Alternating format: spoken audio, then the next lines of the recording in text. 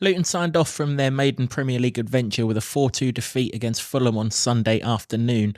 Alongside me to review the game and a few bits about the season, I've got the Lutonian journalist James Cunliffe. Jimbo, we went out as we've been all along. Yep, 5 important words though. We are proud of you. We are indeed, and we'll explain exactly why right after this intro. Can you believe it? We are Premier League! Yes! I love this town. I love this town. I love this town. You know what I love about this town is actually you. Everyone in it has got these massive souls. We're Luton people, and that's what we care about.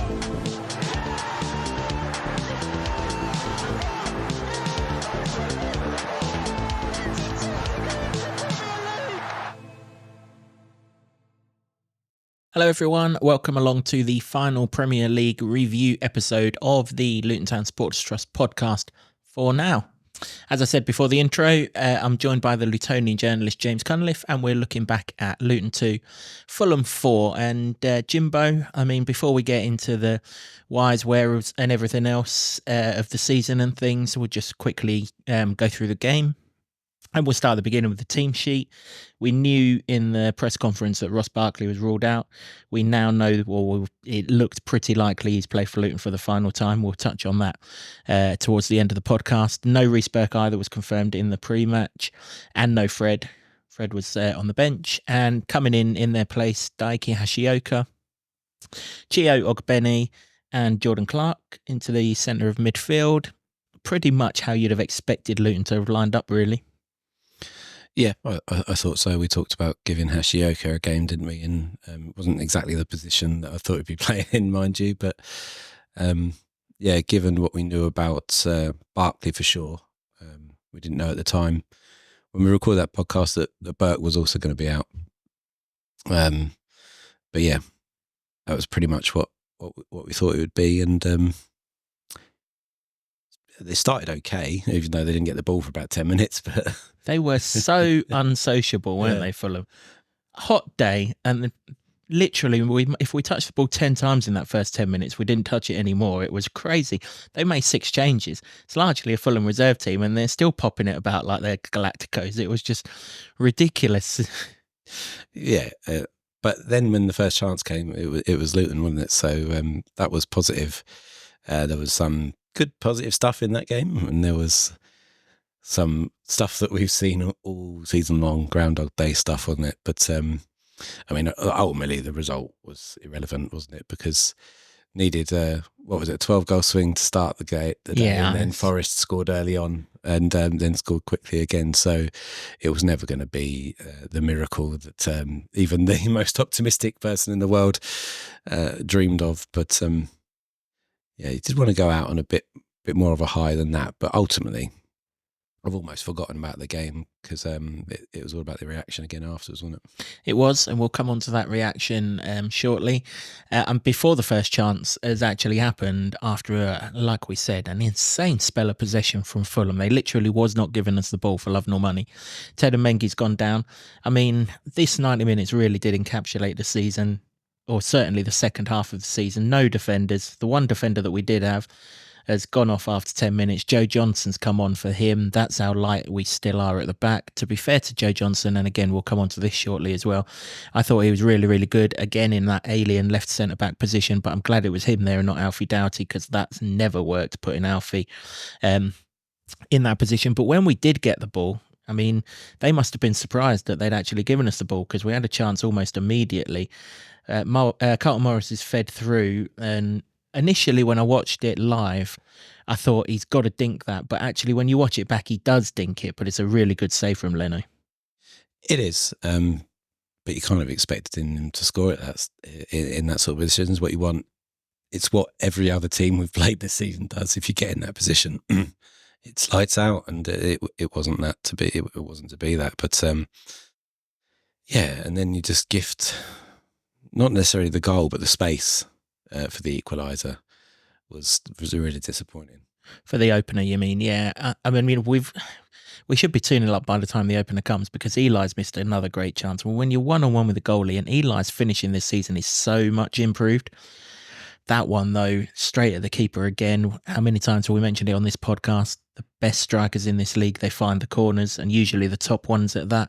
And we saw evidence of that a few minutes later. I mean, we haven't signed Kaminsky for his distribution. We know that. We know he's signed for his shot stopping and everything else, and he has been absolutely brilliant this season.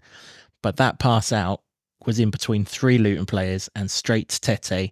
And because we've got players beyond Tete, as soon as he brought the ball down, he rolls it into Traore. And once Traore squares up Hachioka, to be fair to Traore, the muscles on him, Jesus Christ, they're like tree trunks, aren't they? But once he squared Hachioka up, the ball just popped up lovely for him. And you're kind of like, well, get under it and put it over the bar. But no, he's rifled it into the bottom corner. Yeah, and he's given so much space to do it, really. He's a bit of a unit, but then Carlton Morris had a bit of... Oh, he was all over that, wasn't he? Yeah. But I thought, you're a brave man, Carlton, but then I've seen the pictures and he's just as big, so fair play to Carlton, because it was a bit of a whack that he got. I digress, that was later in the game, but yeah, this one, Ashley's given him far too much space to be able to do it. It's a stunning finish, to be honest. You've still got a lot of work to do, but as we've seen time and again, if you give them that space and it sits up as it did, I mean, I always used to fancy myself with a volley because you didn't have to get any really power behind it. If you got a good direction on it, then that's what he's done. I mean, Kaminsky's ball out did go to Tete, but there is still lots of opportunity to close that down, isn't there? And so I wouldn't necessarily say that that's the reason, but it didn't help. No, not at all. It's just another factor that we have to learn to keep this football a lot better than what we have done. That's the one thing we're going to take away from this division. It is so ruthless that if you give them the ball, you look at that first 20 minutes, they weren't giving us the ball for love nor money, and we gift it time and time again. But like we always do, we fight straight back. Fulham's away form must be terrible because we were getting ridiculed by the away end. You know, how shit must we be that they're winning away? And before they'd even got the chant out, we get a penalty. Chio's through on goal. Actually, the block in the initial part of it from Robinson, I think, was very, very good. But just as Chio's about to shoot again, Bassi, who played more like Shirley Bassi than Calvin Bassi over the course of the afternoon, has to be said, just takes him out, doesn't he? And it seemed to take ages for the penalty to be given, and then ages for the VAR to clear that the penalty was given. Not that we got told that there was a VAR check. But then when you see it on Match of the Day, it's a clear trip. It's an obvious penalty. I don't know what's taken. I mean, they saved Coco the Clown for the last Premier League game of the season, didn't they, referee-wise, because he was absolutely abject. Please, whatever you do, don't follow us into the Championship. It just looked an obvious penalty. It does, and that's one of the many frustrations people have with VAR, and thank the Lord we don't have to go through that next season. We hope. Well, yeah, they might bring it in.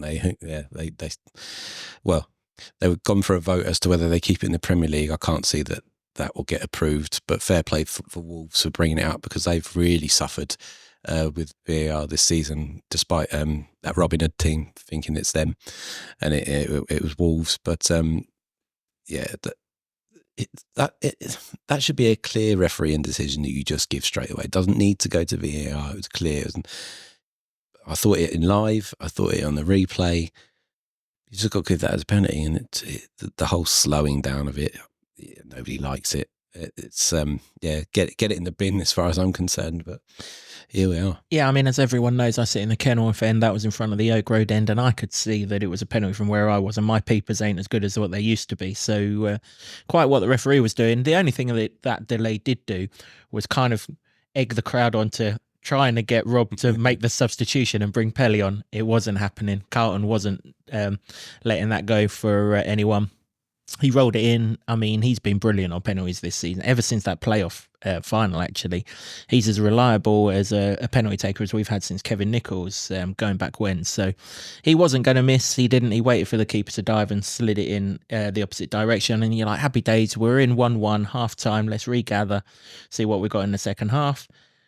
Only we couldn't get past the 2 minutes that were left in the first half. A really, really, really poor goal to concede.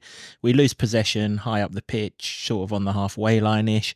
They make a break down the right-hand side. Wilson gets in behind Joe Johnson. I'm not holding that against him at all. I thought Harry Wilson was very, very good on Sunday. He's turned back inside. Osho's got Jimenez on the halfway line, hasn't he? And for some reason, he's charged back instead of staying with Jimenez, and no one has picked up Jimenez. You leave a guy like that 18 yards from goal with a clear sight of the sticks, you're going to pay for it. And we did. And he found the bottom corner with aplomb. Such a soft goal. Had we have got a proper defence in there, you would really have been critical of that goal. You can kind of not be too harsh on it because ultimately we've got a left back and a right back playing at centre back. But even so, that was so soft. It was, and like a lot of this season, not that he's been on a goal drought recently, Jimenez, but he did go on a very long time without a goal. And every time Luton have come up against these players that need a goal, Luton give them one. So, again, not that it was this match at all. And he was a good finisher when he was on form for Wolves, I seem to remember. And that's what it was. It was a very simple finish, side foot into the bottom corner. But it's the whole build up to it, isn't it? And all the space that's allowed there. But again, even more than just the space, it's the timing of it. You score a goal. There always used to be the old adage: when you scored a goal, that's when you're most vulnerable. And Luton have proved it time and time again that is the case, and that they'd go for the jugular on that one. So disappointing because you go in 1-0 half time. People are a bit more buoyed by it. Let's be honest, the result didn't mean anything, and even though I was joking at that point, as long as we got a goal every 4.5 minutes, we could make the 13-goal swing or whatever it was at the time. It didn't really matter, but it's more like what you want to see for next season, isn't it? Like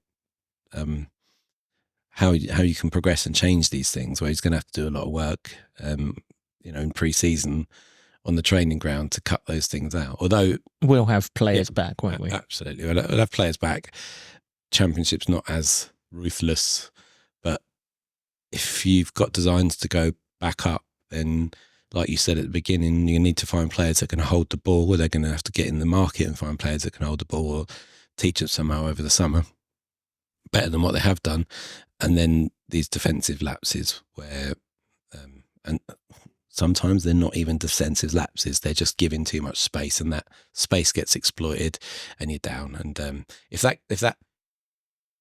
like we had hoped that the season had gone down to the final game and they did that, that's the day killed. I think you score that straight after you get back into it. You think you get into half time, and great team to come out second half all blazing, but you concede straight away again in injury time, and that's the hope of it gone. But I mean, that was all gone at West Ham the week before. But it's just those sorts of practice runs at it, really, that you've got to try and get right. Indeed we do, yeah. Since that full-time whistle at Man City, we have really seen how big a miss Marvellous Nakamba is, because midfielders are strolling through. And, you look last week, Souček and Ward-Prowse from the edge of the box. You'd have expected Marvellous to close them down. Jimenez, Wilson, yesterday, again, Marvellous will have done some job there. So that's a first tick in the box in pre-season to make sure he's fit and ready to go on the opening day of the season, because of course he wasn't ready to go at the start of this season either, was he, because of the injury that he had. So a fit and firing Marvellous will certainly help. Jimenez, they come like London buses, don't they? There is no way in this world they should have had a free kick. Gabe Osho was thrown off the ball before Clark went anywhere near that challenge. But of course, the referee, terrible all afternoon, found a way to give them a free kick. Of course, the Clark foul was actually a foul, but as I say, the Osho foul occurred before it.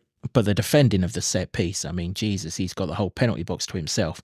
And you give Jimenez a ball in like that, and it was a quality ball in. He didn't have to do a great deal with it, but he found the bottom corner, and again, Kaminsky's got no chance.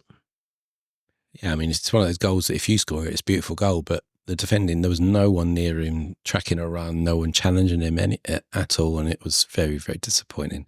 Considering how sort of well, getting up from the Championship, how well defended they were in the box in those situations. And yeah, you can say they've missed Lockyer. I think it's obvious that they were always going to, and Edwards spoke about it in his press conference about missing him. They've had enough time, those defenders, with each other to figure that out a little bit more, and it hasn't really worked. You can't even say it was incredible movement. He just ran across where the flight of the ball was, and no one went with him. And you take those gifts if you're a Premier League player like he is, and yeah, then it's dead then, isn't it? Yep, you'd think back to his former club, Wolves. They had exactly the same situation, pretty much exactly the same time after half-time. That one put them 2-0 up. This one put Fulham 3-1 up. Defences had gone missing in this second half, hadn't they? Because Luton got a foul on the edge of the box. Robinson pulled back Chio. He only needed 5 pulls at him before the referee finally gave a free kick. I thought he was going to wait that long that Chio would be in the box before he actually gave something. But of course, he waited one strike till the end. Doughty was always shooting, so I've absolutely no idea what Leno was doing. The shot literally passed about a foot to his right-hand side. No one really ran across his line or anything. He saw it the whole way and he just thought, do you know what? Not today. And let it in, which is great for Alfie. But if that game meant anything to Fulham, you'd be like, what on earth's gone on there? Because it was just a tame free kick. It wasn't rifled at him or anything like that. It was a good hit, but it wasn't like a thundercracker or anything like that. But fair play to Alfie. He's got his goal and he deserved it because I thought he was really good yesterday. He was, and he was fantastic start of the season, and then by sheer virtue of just getting flogged to death because he didn't have any players to pick from and change it up. Once all the injuries happened in January, then those performances naturally dipped off. That's not a criticism of him at all, because it dipped off for everybody. That's why we relegated. It was that injury crisis which killed this momentum where we figured it out. We thought we'd figured it out. Newcastle, Brighton, we thought, we'll finish above relegation here, even if it's just. And then that came along, and Alfie's one of the people that affected a bit, and he seemed a bit knackered.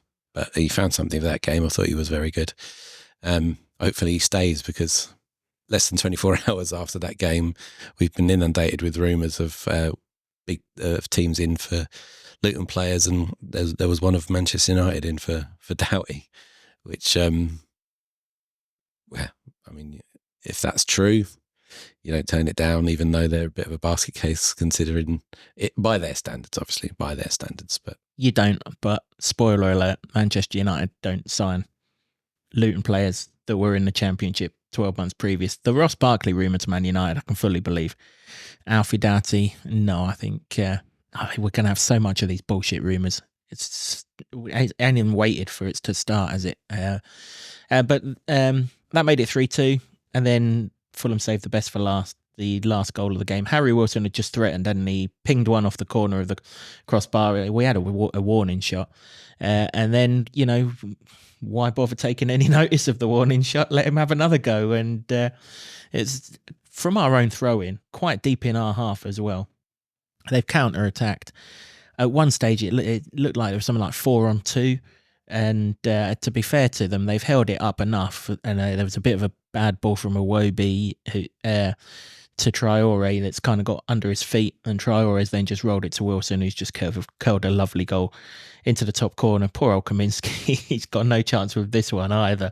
They've had 4 shots on target by this point, Fulham, and they've all gone in the back of the net, and Kaminsky hasn't been in the same postcode as any of them. And that was a real stunning goal from the standout player on the pitch.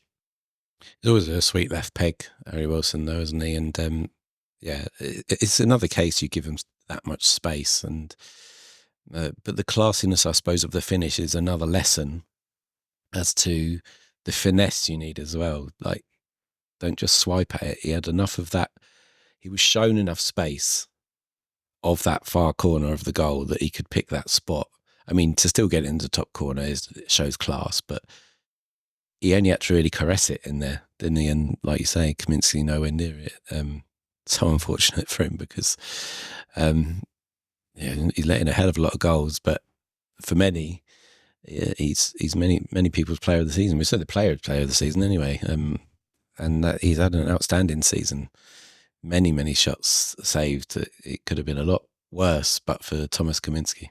An outstanding season that was recognised a few minutes later when a brilliant move happened, and I knew it I kind of had a feeling that it was going to happen because Rob is a good guy and James Shea deserved his moment. But fair play to Kaminsky because he was 15 minutes away from playing every single minute of Premier League football this season. And that's a milestone in itself. So it's a sign of the man. And James and I met him when we did the podcast with him a few months ago. It's a sign of how good a guy Thomas Kaminsky is that he would bypass that to give James Shea his moment of glory. Obviously, James Shea is a guy who's been in non-league, like a lot of our players, worked their way through. He's been with us since League Two. He never starts the season in goal, but when he's not injured, he always finishes it in goal. I don't know how it happened, but it always seems to happen. And he did here. He came on to a rapturous applause, a well-deserved applause. We're fairly confident it's the last time we'll see him in a Luton shirt because we've got 4 goalkeepers at the club and we're not going to need to keep all 4 of them. But he deserved it for everything that he's done for us. I think he's on 108 appearances now in 4 divisions now. He wanted just a victory dance, really, didn't he? But he actually made the save of the game, an absolute stunning save from Tom Kearney. I mean, this is the difference. They're bringing Tom Kearney off the bench, who's an absolute Rolls Royce of a footballer himself. Another peach of a shot from 25 yards. It's in the top corner for all money, but thankfully Shazy gets up and pushes over the crossbar, and then he did some brilliant work with his feet shortly after, and he can leave the Premier League saying that no one scored against him in it.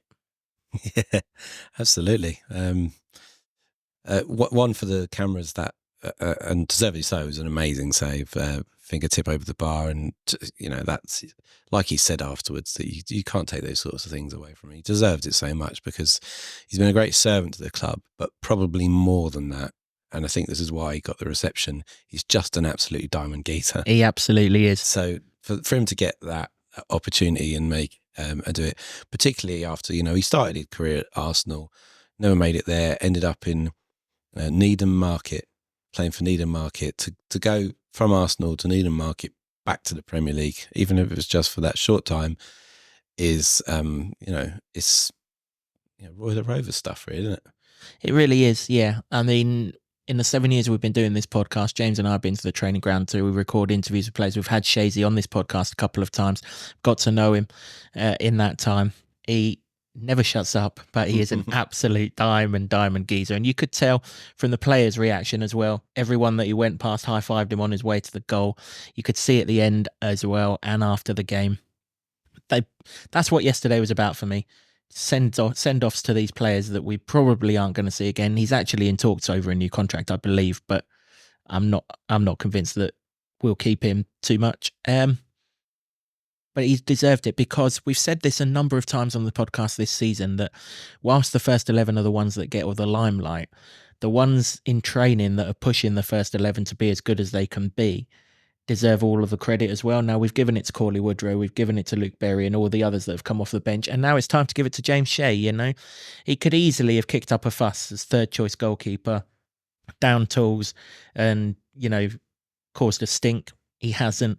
He's bided his time. He's worked hard. He's pushed Kaminsky as hard as he can. He's in goal for all of the warm-ups before and after games when he's on the bench and everything else. He goes through all of that. I've not heard a single comment from him suggesting that he was unhappy or anything like that. He's just taken his role in the squad, run with it, and he's got his moment in the Premier League. And I'm so chuffed that Rob did that TK allowed it, and that Shazy got that moment and fully deserved. Shall we hear from him? Let's do it. Here is what James Shea had to say to the club's social channels after the game. I know it was only 15 minutes, but it's 15 minutes no one can ever take away from me. If you would have said when I was at Needham Market, Harry Borough, that one day I'd get an appearance in the Prem, I would have snapped your hand off it. So I'm over the moon now. When I done my knee walking off at Cardiff that day, it was I could never envision being here, being at the club, where the club is. It just shows you how special this place is. And I know it hasn't finished the way we wanted it at the minute, but I'm sure the club will bounce back next year and be right up there again. I love it. From the first day I walked in, I remember walking down the side of the cages with Kev did, and I signed here as a number 2 in League Two. So it's been a great ride, and hopefully it can continue a bit more.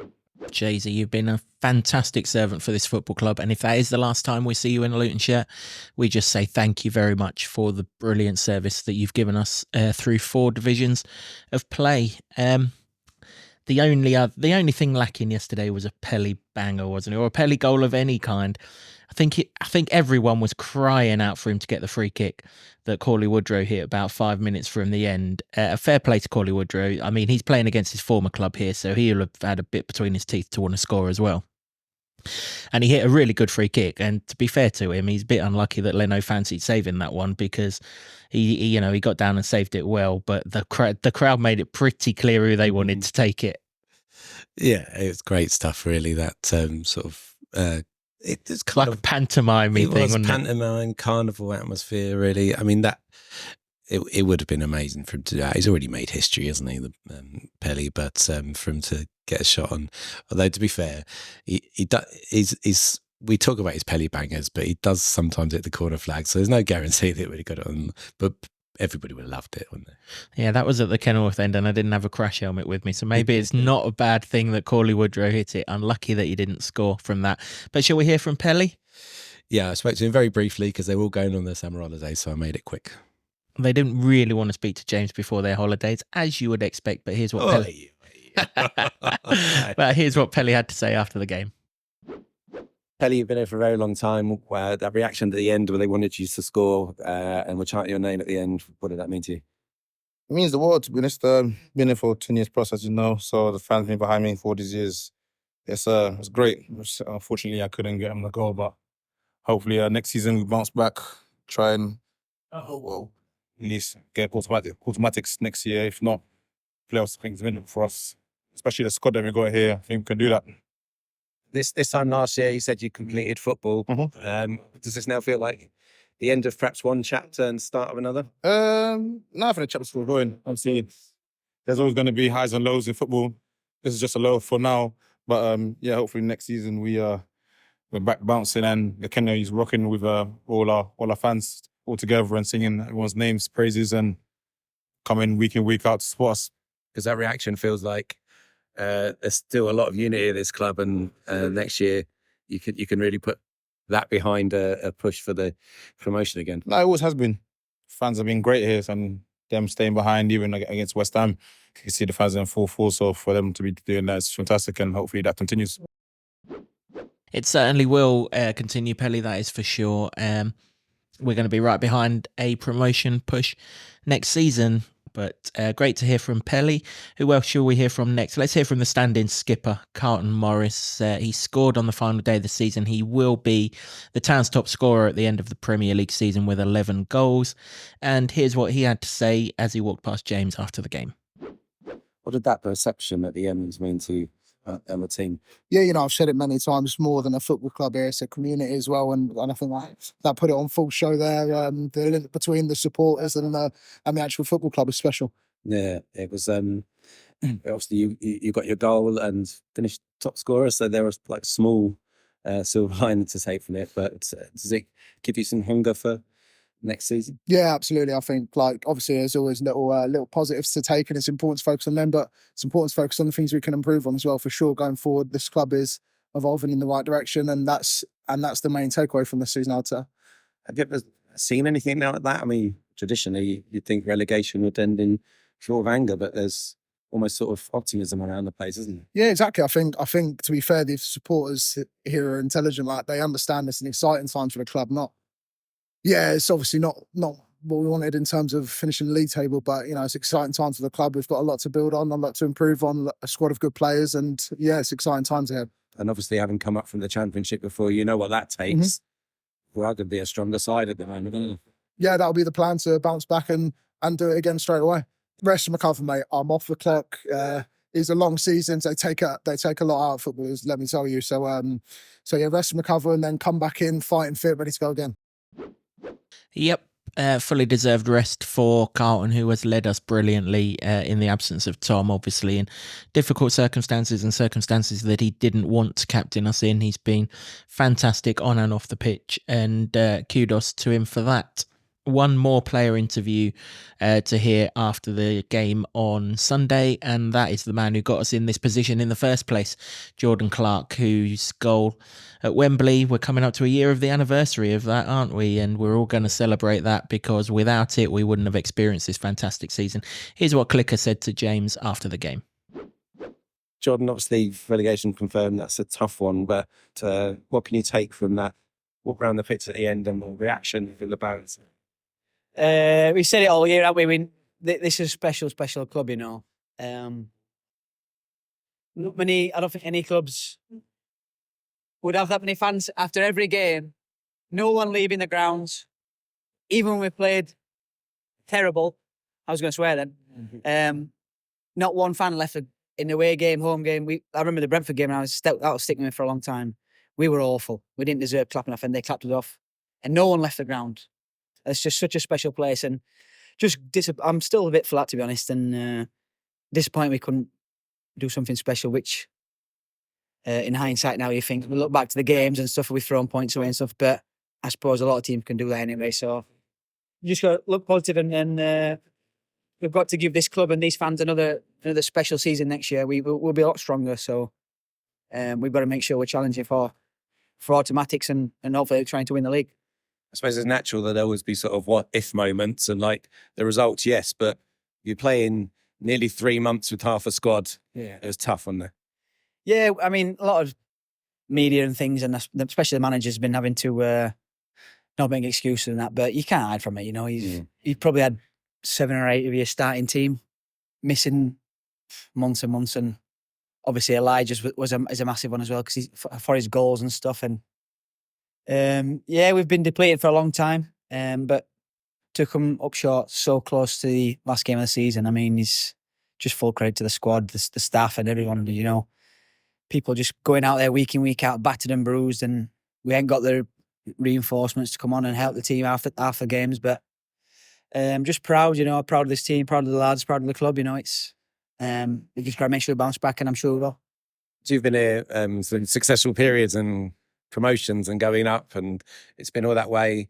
This one, obviously, it's a relegation, so people will feel disappointed. But I think there's a lot of fans out there, you know, myself included, been here 15 years ago. They got relegated out of the Football League, so there's sort of perspective there, isn't there? Yeah, you can look at hindsight and think it's like pinch yourself a little bit and look back and think, you know what, we're fighting against some of these giants, you know, and they spend billions and millions. It's crazy, you know. And obviously, we know we're a small club, a small family club, and the fight we've shown this year has been incredible, and we've pushed half of the big boys like all the way, and we've got all the plaudits and all the praise from opposition managers and opposition fans on social media, I'm guessing. So, and like you said, it's since I've come here, obviously it's my 4th year now. It's just been progression, you know, and I've seen it every single season since I've been here, and obviously this is sort of like a little step back to kick on again, you know, because I'm sure when we come back for next season, we'll be stronger. We'll probably get a few more players in, I'm sure.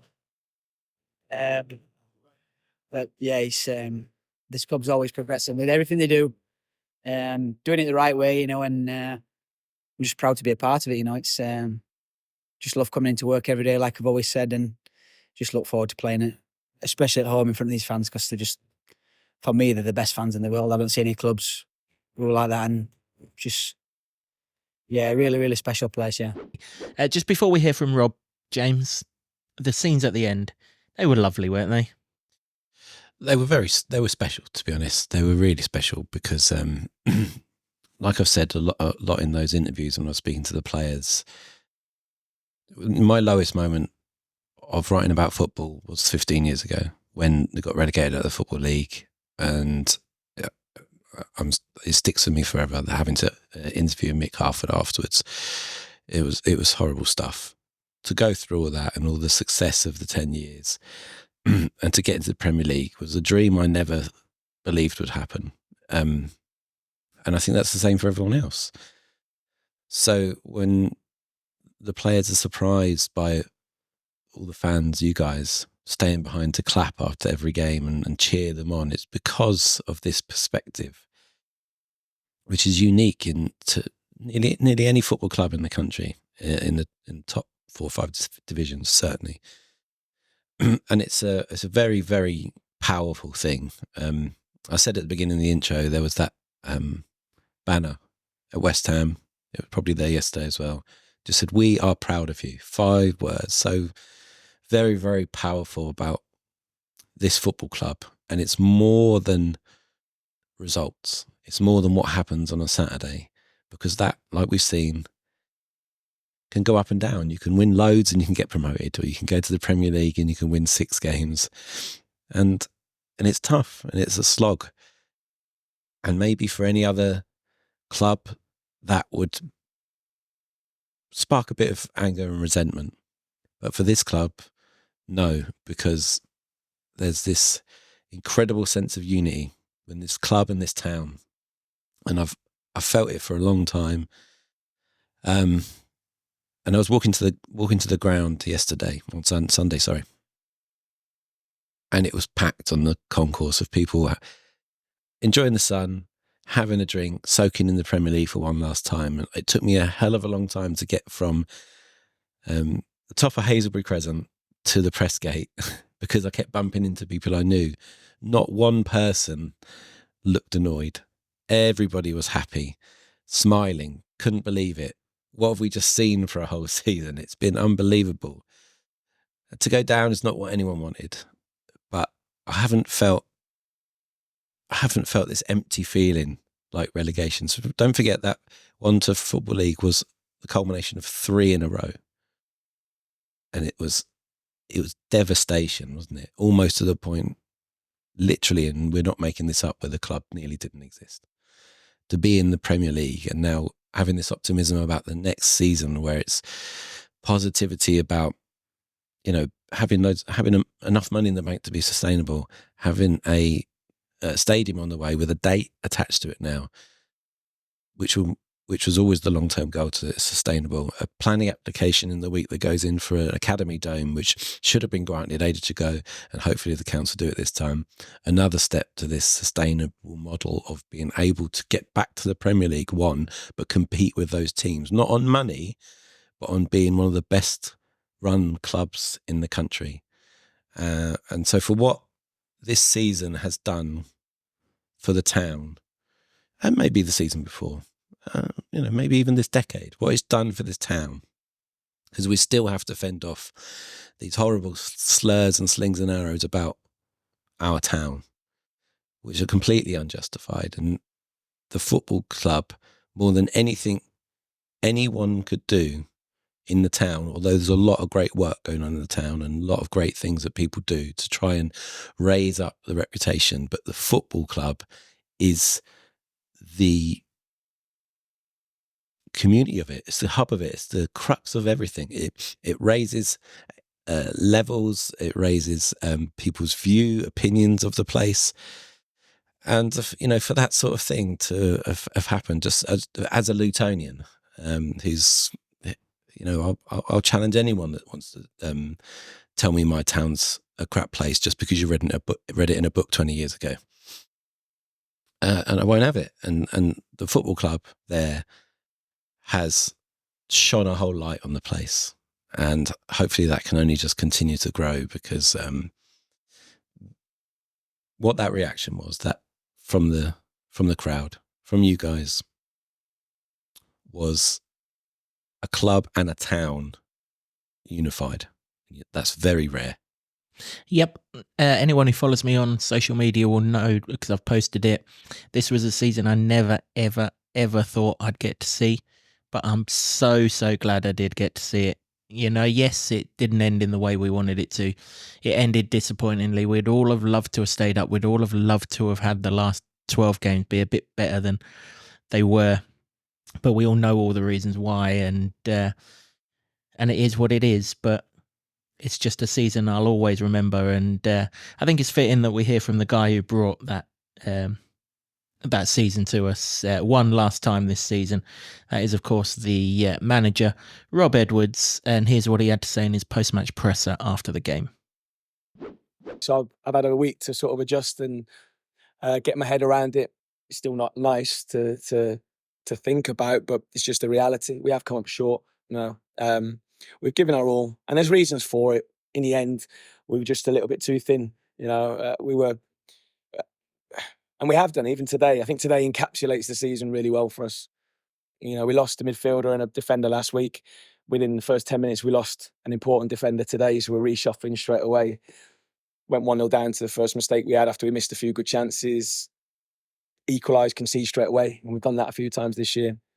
I can see from a set piece, which I was a little bit disappointed about, that we should have been a free kick for us before that in the build-up, and forget that now. We've got to defend the set piece and get back again 3-2, show loads of character, some good quality, and then concede on a counter-attack from our attacking throw in the final third. And it just sort of today all of that stuff has happened all season long. Loads of good stuff, loads of good play, goals, but ultimately a little bit too fragile. But in the end, I've just seen Locks out there again. You know, it started almost a horrific night with him, and thank goodness he's here now. That's the main thing. But we missed him, and then we missed a number of players as well. And it's just, in the end, the job became almost impossible. But I'm so proud of everyone, the whole football club, everyone connected to it. We've given our all, and so to get a long-winded answer, very, very proud, disappointed, but hungry to get back here. Yep. I mean, as I said last week, Rob hasn't let anyone down or anything like that. He's been absolutely magnificent. And if there's a man who's going to get us back to the Premier League, he is the guy. The one thing, just on what you said there and what I was saying before then, just to sort of sum it up for me, like, or maybe look ahead. We can't forget what has happened this season, but particularly the last two games. When relegation was all but confirmed and then confirmed, we can't forget what happened in that ground with the amount of people that stayed behind, which was pretty much everyone, and the smiles. I've never seen smiles for relegation, and that's not to say there's disappointment, but it was that reaction, and we can't lose that. It would be the worst thing to throw any of that away. And so whatever happens next season, and I'm not saying it would be 100% exactly like that, but the overall feeling, I just want that protected somehow. And if it's up to everyone out there, because, you know, we can't say it, you've got to feel it in the stands. But if you feel that overall sense of connection to your club and your town, then yeah, you might be disappointed, you might be elated by results. But if you can keep that sort of little flame burning somewhere within you and continue to make this club one of the most unique there is in the country, then it's just going to be such a powerful, you know, weapon for everybody that we can use to take forward, which is just going to be a new chapter, isn't it? It's going to be a new start. We've had unrivaled success for a decade, and not, who's to say you can't have 10 more with the advent of a new stadium as well, and lots of other things that go on behind the scenes. So, you know, if I can implore everybody, and I know you will, I can't say that it wouldn't, but I just don't ever lose that, because it is amazing. I mean, with this guy leading us, that's never going to go, is it? Because the connection between him and us is as strong as I've ever felt with a manager, even Nathan, even John Still. I mean, John's still absolutely brilliant and that connection's still there. But this guy is something resonates with all of us within him. Maybe it's the emotion he shows, I don't know. But as long as he's there, that will still be there. So that's it for a Premier League season. A Premier League season that, as I said just before we heard from Rob, I never thought I'd ever experience. Certainly 15 years ago, if you'd said I was going to experience this, I'd have called the doctors for you. It was, we couldn't even dream it. Even when we started this podcast, we were in League Two. And remember the first ever podcast we did it in Venue 360. We had we were up in the bar, and the barwoman was breaking glasses and plates left, right and centre as we tried to interview Nathan Jones over a dodgy Zoom. Even then, we could never have dreamed it, could we? We were just happy to be in League Two, back in the Football League, and hoping to get back to the Championship. We all felt that was a legitimate dream, and that was what 2020 was based after, and did it ahead of a schedule. And perhaps everything that's happened has been ahead of a schedule, but you'd never look a gift horse in the mouth in that way. You never take it for granted, and you've got to take it when it comes, and take the success when it comes, but also take this summer to assess all of that and do it all again. Absolutely. Indeed, we will do that. Let's just quickly reflect on the season. We will do a full season review towards the end of the month. We'll wait until the release list and everything else comes out before we get stuck right into the season review, because there will be people on it who deserve a serious mention. But just a quick brief reflection on the season. I mean, pick me out a magical moment, the moment that you're going to take away. I don't want to give you one moment because there's been so many. There really has. Just just the first day, being in the Premier League was incredible. Bringing mass giants of the game to this beautiful old football ground that we have, and going toe to toe with them and almost beating Liverpool and almost getting a point against Arsenal, going ahead against Man City. Massive moments. The Tahith Chong goal against Liverpool we've highlighted as our goal of the season. The noise level for that is something I've never heard, and I hope to hear it again.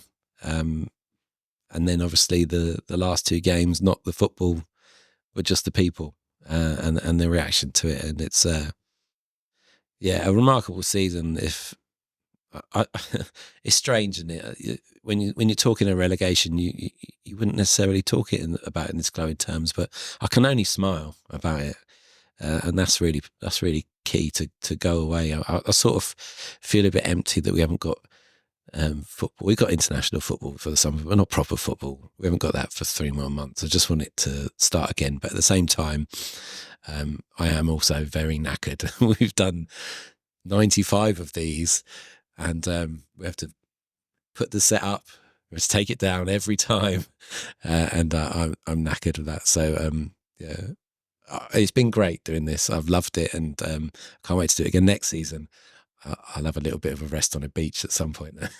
Yeah, we will take a bit of a break over the summer. Do you know what? The moment for me this season, I'm not going to pick out one moment in particular, was 3 days before the season started when Luton signed Ross Barkley, and it's fitting that that's the moment because we're going to talk about him very quickly now.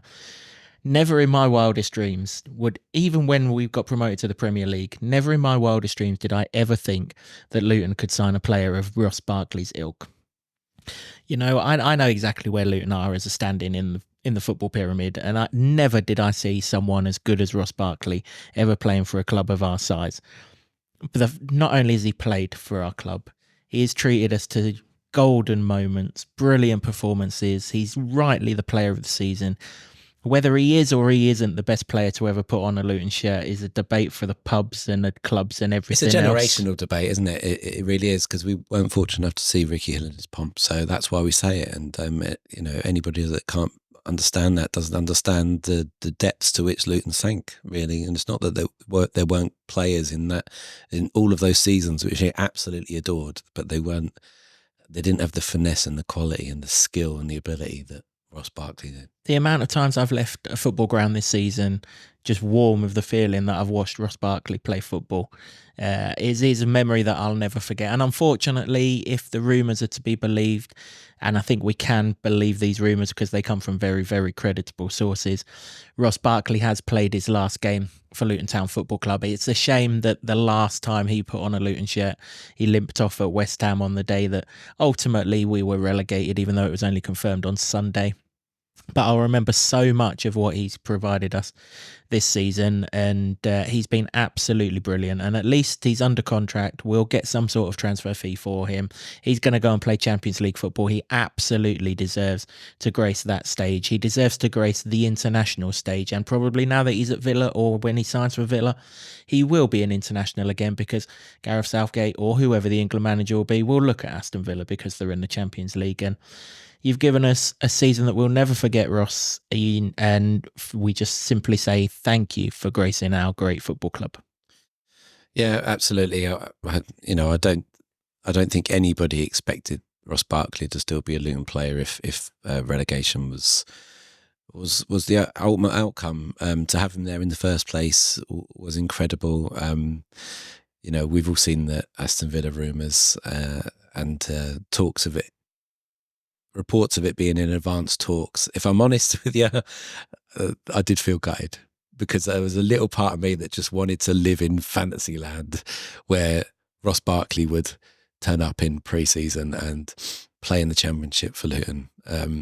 So I was a bit gutted that, like, you know, less than 24 hours after the final game of the season, that he's already in supposed advanced talks. But, you know, and then the rational part of your brain kicks in, and then I'm not surprised. But I can live in two states of feeling about it, and yeah, you've got to wish him well, because he's been incredible to watch. Just one of the best things to see, despite all the defeats. Him bossing midfields. Don't forget, he bossed the Manchester City midfield. They've just won a 4 in a row, history-making Premier League title, even though they've got 115 charges against them, and let's hope that comes out.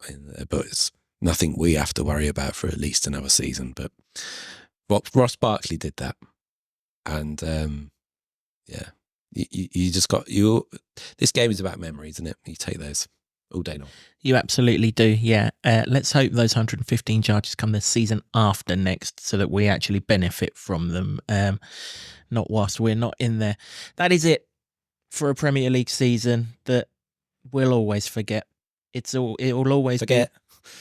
Never forget. It will always be the first time we've tasted the Premier League, and after 31 years, it's been fantastic. And thank you to everyone involved at the club for giving us a season that, as I say, we'll never forget. Just a couple of thank yous or well wishes actually before we go. Best of luck in his retirement to Liam Smith, the photographer who has given us plenty of images that we've used on this podcast. He's now retiring to take in more matches as a fan, and best wishes to you, and also to Alison, the landlady at the Brickies. There would be no Supporters Trust without the Bricklayers Arms. Had Gary Sweet have not arranged a meeting at the Bricklayers Arms, there wouldn't have been no Supporters Trust. And I'm not stretching the truth too far to say they may not be a football club to have played in the Premier League had that meeting not have taken place. So Alison was the landlady then. She retired yesterday after the game. Fittingly, members of the 2020 board were there on her last evening, and absolute legend of Luton. And we wish you all the very best in your retirement, Alison, and thank you for hosting all of our meetings down the years. The part you've played cannot be understated. 38 years she's been the landlady of the Brickies. It's incredible. I'm only 42, so that's nearly all of my life. And yeah, as an historic place, as a watering hole alone for pre-games, it's legendary. But as a place for having its place in history for helping save a club, it's got a blue plaque on the outside of that pub that commemorates what this trust that we do this podcast for was formed there, and thank God it was. Absolutely so. Yep, very much so. Thank you to everyone who's got in touch, who has interacted with us over the course of the season, whether that's on our YouTube comments, whether that's on social media, whether that's in person. We appreciate all of your support. We've really enjoyed doing these podcasts for you this season, and we're glad that the many people who've got in touch have told us that we've enhanced your Premier League experience. Chris McKnight, you sent us a couple of questions. We will answer them in a season review podcast. I think that's more of the right time rather than now when we're reminiscing on the final game of the season. If anyone else has any questions about the season that's just gone, or indeed the one to come, if you want to drop us a question, just reply to this video on YouTube, or hit us on X/Twitter or Instagram at Luton Town ST. We'll save them all up. It'll probably be a couple of weeks before we do that season review. Like I say, we're going to get the release list out of the way. We're going to have a little bit of a break, and we've got the Magic Weekend and the Carnival this weekend anyway. So, sorry, did I say Magic Weekend? Big weekend, and the Carnival this weekend. So we'll get all of that through our town, and then we'll record something else for that. Yeah, but if you want to ask us any questions about anything Luton related, obviously, yeah, that might be quite interesting, because yeah, we've had some great interactions with so many of you out there, and it's been a hell of a lot of fun. It really has. It's been an incredible ride. Unfortunately for myself, I came up short in the score prediction stakes. But, my friend, it's been brilliant.